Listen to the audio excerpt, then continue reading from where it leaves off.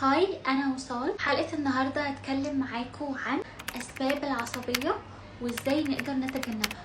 اول حاجة، انا واحدة من الناس اللي كنت بعاني فترة طويلة قوي من العصبية من غير سبب. كان عندي مزاج متقلب بشكل مش طبيعي، لدرجة ان انا كنت بتعصب على اقل الحاجات، لو الحاجات دي تبان تافهة او صغيرة فانا كنت بكبر المواضيع قوي وبتعصب وبزعق وبصوت، وما كنتش عارفة ايه سبب العصبية بتاعتي دي، رغم ان انا ما كنتش كده قبل كده. تعالي اقولك ايه هي الاسباب اللي بتخليكي تتعصبي وازاي تقدري تتجنبيها. ملحوظة، انا ما كنتش بتعصب على الناس او بزعل حد او بضايق حد، انا كنت بتنرفز، والنرفزه دي كانت بترفع لي ضغطي وكانت بتتعب لي نفسيتي قوي، وكنت بكتم النرفزه دي جوايا، فكانت بتاثر عليا بطريقه وحشه جدا. في 6 حاجات، لو عندك واحده او 2 او 3 منهم فهم دول سبب رئيسي للعصبيه بتاعتك.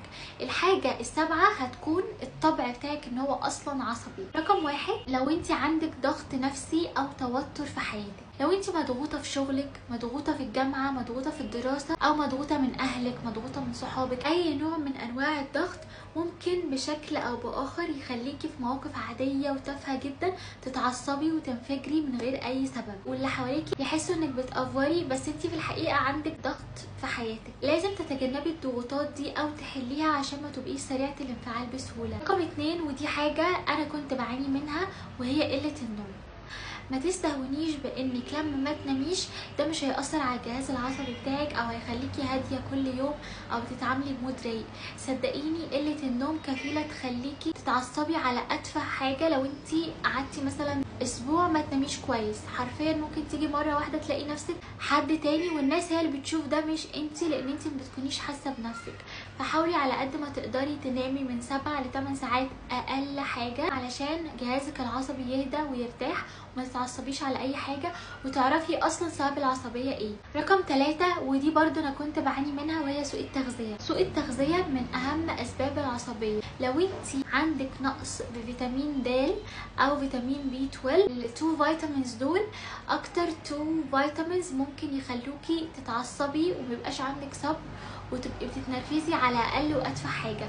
وانا كنت واحده من الناس لما رحت حللت لقيت فيتامين دي وفيتامين بي 12 عندي معدومين، وده لاني كنت متعوده ان انا انام بالنهار واصحى بالليل، فما كنتش بتعرض للشمس لمده طويله لسنين، فما كانش عندي فيتامين د اللي هو بيجي من الشمس، وكذلك ما كانش عندي فيتامين بي 12 لاني انا كنت عايشه باكل فاست فود وسكريات كتيره قوي، كنتش مهتمه باكلي وانا صغيره، كان عندي فيتامين بي 12 كان قليل قوي. لازم تروحي تحللي وتشوفي لو عندك نقص فيتامينز. وعايزه اقولك ان تقريبا 90% من البنات اللي في مصر عندهم نقص فيتامين د، لان احنا ما بنحبش الشمس خالص، لان الشمس عندنا في مصر حاميه جدا وما تشجعش على النزول ولا الخروج. كذلك في فيتامينز تانية اللي هي بتسبب تساقط الشعر زي المغنيسيوم والزنك، كل دول بيأثروا جدا على المود ويخلوكي في حاله مزاجيه سيئه وتعصبي وتنفجري على اقل حاجه.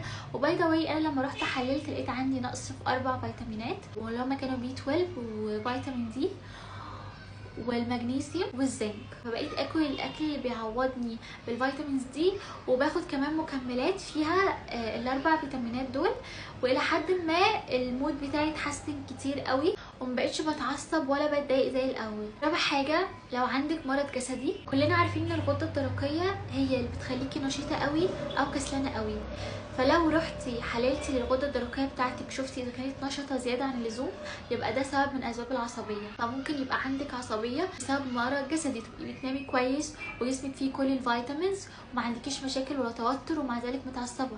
خامس حاجه، التراكمات.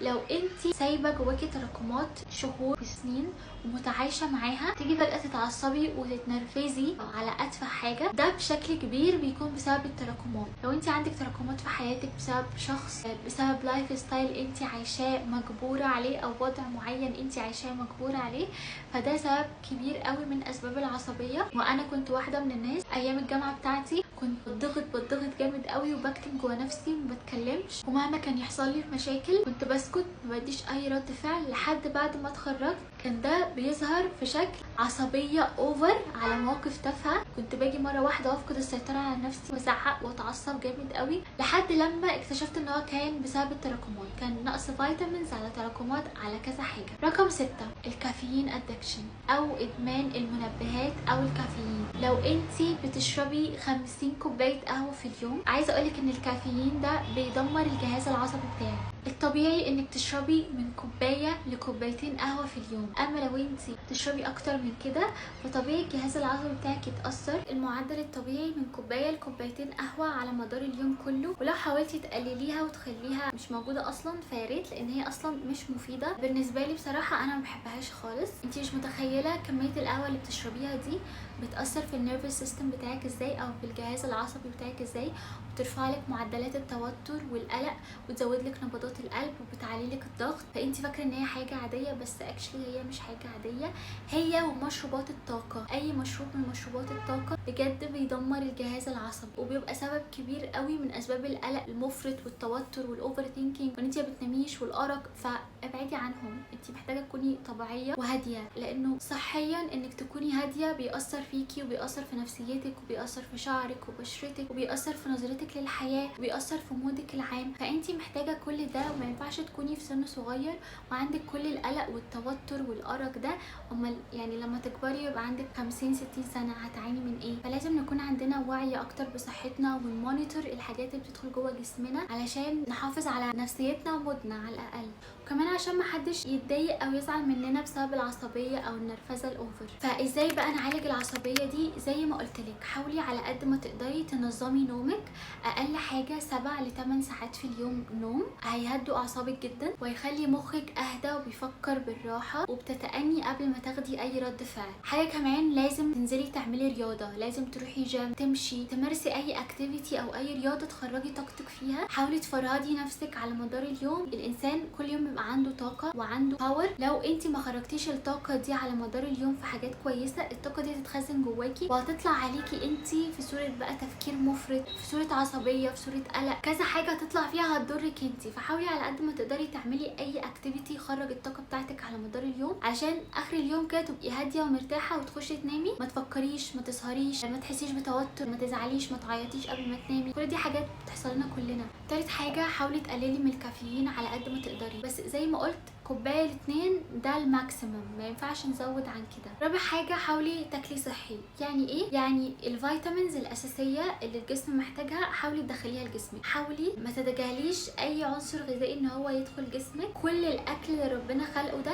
جسمك محتاجه. يعني ما ينفعش تكوني بتاكلي حاجه معينه وثابته عليها وهي دي بس اللي بتاكليها متعوده عليها. جسمك محتاج تنوع. ربنا خلق الاكل متنوع علشان جسمنا بيبقى محتاج كل عنصر من العناصر دي. لو عندك نقص فيتامين معين بيسبب لك العصبيه او القلق او التوتر، تقدري تعوضيه بالاكل الصحي الطبيعي اللي ربنا خلقه. خامس حاجه وهي اسمها اداره الضغوط.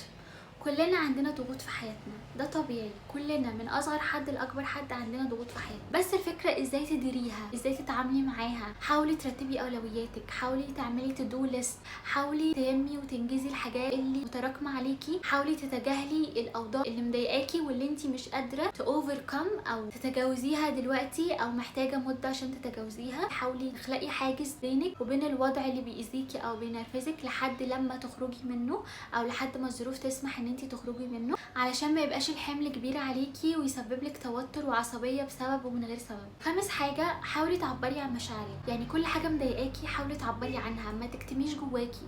اللي مضايقك قولي انت ضايقتني. اللي قالك جمله وعملت علامه استفهام جواكي، اسالي انت ليه قلت كده، انت تقصدي ايه. اللي غلط فيكي ابعدي عنه. اي حد بيأذيكي وبيجي على سلامك النفسي اقطعي علاقتك بيه نهائي لو انت مش مستفيده منه باي حاجه، لان هو بيضرك اكتر ما بينفعك. ومفيش حد بيحبك هيأذيكي او هيخليكي متضايقه او متعصبه، ايا كان بقى الحد ده درجه قربه ليكي ايه. سادس واهم حاجه، الذكر والدعاء. طول ما انت قريبه من ربنا، طول ما انت عندك هدوء نفسي وراحه من جواكي، والراحه دي بتأثر على سلوكياتك في الحياه، بتخليكي تفكري قبل ما تتصرفي. المود بتاعك دايما حلو ومظبوط. حتى لو في يوم من الايام حسيتي انك مخنوقه او مش مبسوطه بسبب حاجه حصلت لك، انت عارفه ان في ربنا هتروحي له هينقذك من كل ده. فدي حاجه مهمه قوي لازم تكوني حاطاها في حساباتك، علشان هي بتقلل جدا التوتر، تخليكي مسلمه كل امورك لربنا، وهو الوحيد المسؤول عن كل امور حياتك. حتى لو هي من نظرتك انت باينه ملعبكه او الدنيا ملهاش حل، انت لما تسيبي الموضوع على ربنا كل حاجه بجد بتبقى مريحه. حاجه كمان، حاولي تراقبي نفسك. يعني امتى بتكوني متعصبه؟ تتعصبي من ايه؟ في ناس بتكون غصب عنها عايشه في بيئه بتسبب لها توتر وقلق، ولما بتخرج من البيئه دي ما بتتعصبش خالص وبتبقى هاديه ورايقه ومودها حلو طول الوقت. فحاولي تعرفي هل العصبيه دي مصدرها من جواكي ولا من البيئه المحيطه بيكي او الناس اللي انت عايشه معاها. حاولي تراقبي نفسك وتركزي في الموضوع ده. اخر حاجه وان انت تلجئي للمساعده. يعني ايه؟ لو العصبيه اوفر عندك ومأثره على سلوكك ومأثره على علاقتك بالناس، مفيش اي مانع ان انت تروحي للثيرابيست يشوفك ويعالجك ويشخصك كويس قوي ويقولك ايه العلاج وايه اللي انت المفروض تعمليه علشان تقللي العصبيه. اعملي جلسات يوجا، استرخي، اعملي جو لنفسك تهدي اعصابك فيه، اطلعي رحله لوحدك في مكان فيه بحر وفيه هدوء، ما تتعامليش مع حد، اقفلي تليفونك وافصلي النت واسترخي مع نفسك لحد ما تستعيدي سلامك الداخلي تاني. بس كده. دي كانت حلقه النهارده، استنوني في حلقه جديده هتكلم معاكم عن موضوع ان شاء الله يعجبكم.